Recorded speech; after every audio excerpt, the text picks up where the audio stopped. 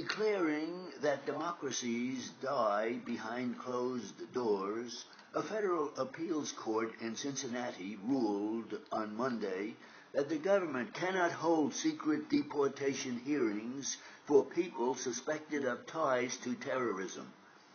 The decision is the most powerful rebuke yet to the Bush administration's policy of flouting the Bill of Rights in the name of national security. The ruling from a unanimous three-judge panel of the United States Court of Appeals for the Sixth Circuit came in the case of Rabi Haddad. Mr. Haddad, a native of Lebanon who overstayed his visa, runs a charity that the government has accused of supporting terrorism. Mr. Haddad's family, the press members of the public, and Representative John Conyers of Michigan were all barred from attending his deportation hearings. There is a long tradition in the United States, backed up by well-established First Amendment law, of trials taking place in the open. Public access to deportation hearings serves the same important function that it does for civil and criminal trials. It allows the public to monitor the proceedings and ensure that they are conducted properly.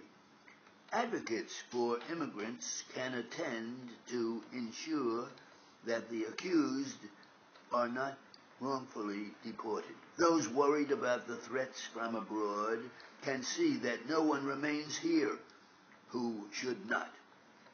It is true that the President and Congress have considerable discretion in making decisions about which immigrants to admit and exclude, and that the courts will rarely second-guess their conclusions. But, as the appeals court noted, that sweeping power does not extend to the process by which these decisions are made.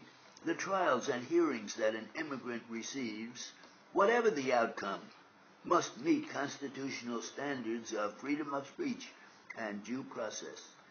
There may be instances in which national security requires that deportation hearings be conducted in secret, but as the appeals court held, these determinations must be made on a case-by-case basis.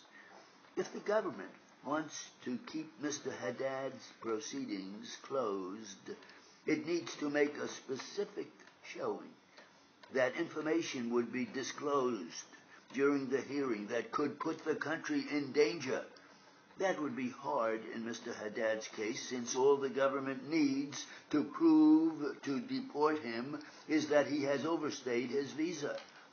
This week's ruling follows a decision by a federal district court in Washington ordering the government to release the names of the post-September 11th detainees it has been holding in secret, and a request from the House Judiciary Committee to the Justice Department for information about its use of new anti-terrorism powers in the USA Patriot Act.